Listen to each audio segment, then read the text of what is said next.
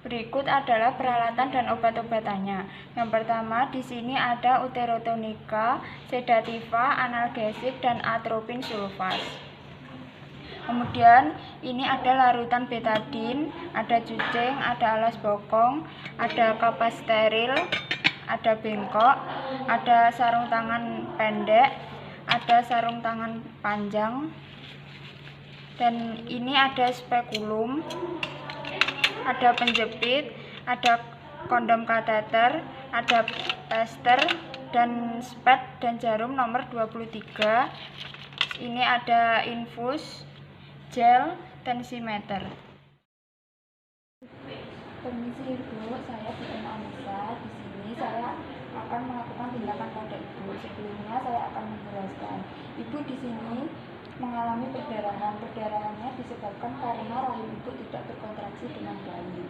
Dan nanti saya akan melakukan tindakan yaitu dengan melakukan penekanan pada perut Ibu ya. Dan kemungkinan nanti ada resiko yang diduga dan tidak terduga.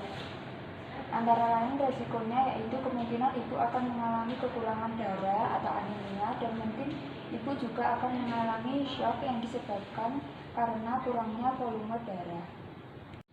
Ibu, apakah sudah jelas dengan penjelasan yang saya berikan, dan mungkin ada yang ingin ibu atau bapak tanyakan? Apabila tidak ada yang ingin ditanyakan, bapak selaku sebagai penanggung jawab nanti mengisi formulir persetujuan ya Pak. Tindakan yang selanjutnya yaitu persiapan sebelum tindakan pada pasien. Yang pertama yaitu jangan lupa untuk memasang infus dan bersihkan perut dan lipatan paha ibu dan posisikan ibu litotomi. Selanjutnya yaitu persiapan sebelum tindakan untuk penolong. Yang pertama yaitu menggunakan topi, ransel atau kacamata, menggunakan masker, menggunakan celemek, dan menggunakan sarung tangan panjang DTT untuk tangan bagian dalam dan sarung tangan DTT pendek untuk tangan bagian luar. Selanjutnya yaitu pencegahan infeksi sebelum tindakan. Yang pertama yaitu menggunakan alat pelindung diri, dan jangan lupa untuk melakukan cuci tangan hingga siku menggunakan sabun dan air mengalir, yang kemudian keringkan menggunakan handuk kering. Tindakan yang selanjutnya yaitu membersihkan daerah vulva dan perineum. Yang pertama yaitu bersihkan labia mayora terjauh, labia mayora terdekat, labia minora terjauh, labia minora terdekat, dan klitoris sampai dengan anus. Selanjutnya yaitu memasang alas bokong untuk ibu dengan kain yang kering dan bersih. Selanjutnya yaitu melakukan tindakan yang pertama yaitu mengosongkan kandung kemih.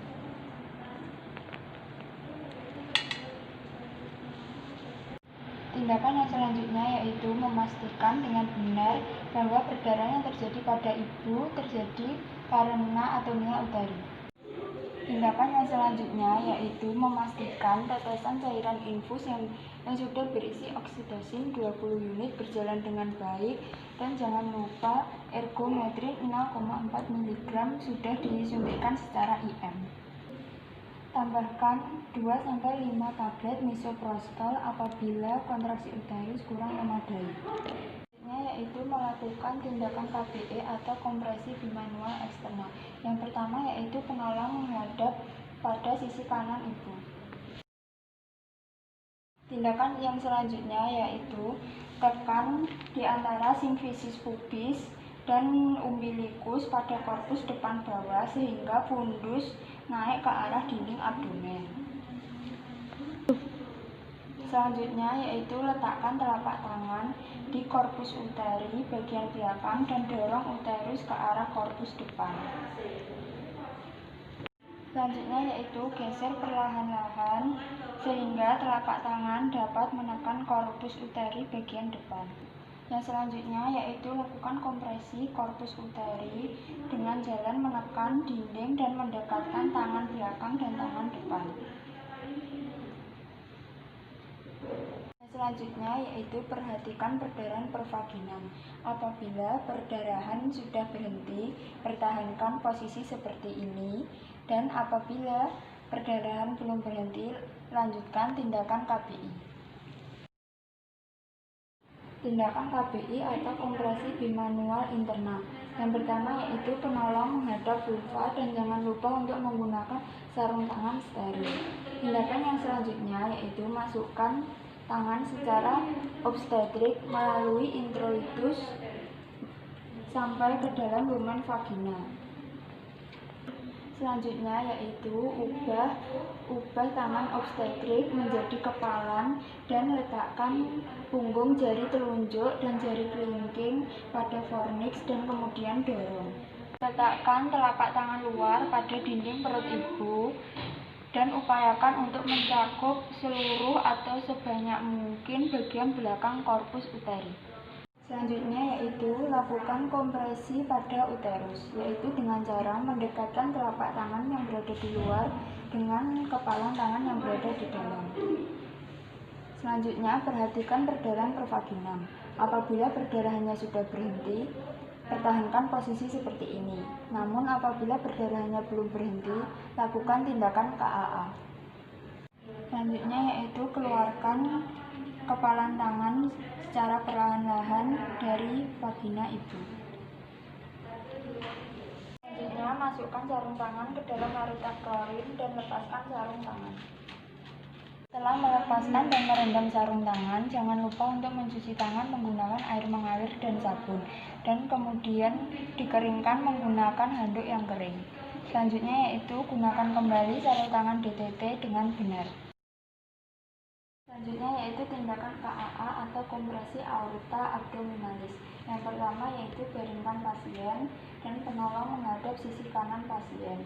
Atur posisi pasien agar penolong dan pasien letaknya sejajar. Selanjutnya letakkan tungkai ibu pada dasar yang rata. Selanjutnya yaitu raga pulsasi femoralis pada lipatan paha ibu dan pastikan pulsasi arteri teraba dengan baik. Setelah pulsasi arteri ditemukan, jangan pindahkan jari dari titik pulsasi tersebut. Selanjutnya, kepalkan tangan kiri dan tekankan pada umbilikus dengan arah tegak lurus. Selanjutnya yaitu dorong kepalan tangan hingga mengenai bagian tengah atau sumbu badan ibu. Yaitu perhatikan perdarahan pervaginam. Apabila perdarahannya sudah berhenti, pertahankan posisi seperti ini, dan apabila perdarahannya belum berhenti atau belum berkurang, kembali lagi ke langkah KBE. Perhatikan apabila perdarahan berhenti tetapi uterus tidak berkontraksi dengan baik, berikan prostaglandin. Bila uterus tidak dapat berkontraksi dengan baik, pertahankan posisi hingga pasien mendapat fasilitas rujukan.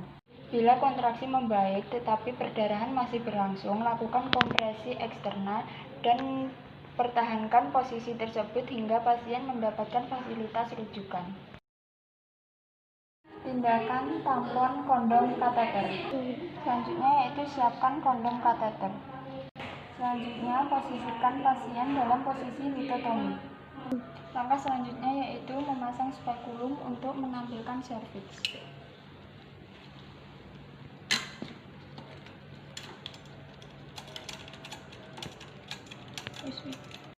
Langkah selanjutnya yaitu tarik serviks ke atas.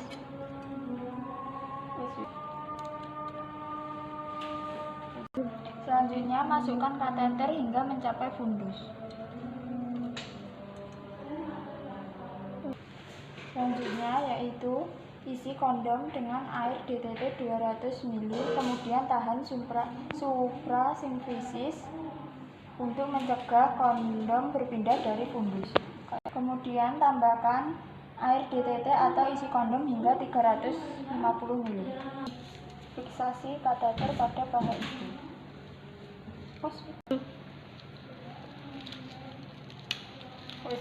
Selanjutnya, perhatikan perdarahan yang terjadi. Apabila masih ada rembesan, tambahkan 50-100 ml air DTT.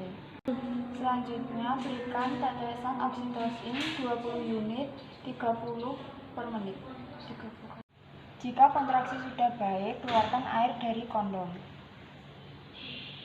Selanjutnya yaitu pencegahan infeksi pasca tindakan. Yang pertama yaitu perhatikan tanda vital, perdarahan, dan kontraksi. Selanjutnya yaitu buat catatan kondisi pasien dan pemantauan pasca tindakan. Dan selanjutnya jelaskan pada yang merawat tentang pengobatan yang diberikan, jadwal pemantauan, dan gejala-gejala yang harus diwaspadai.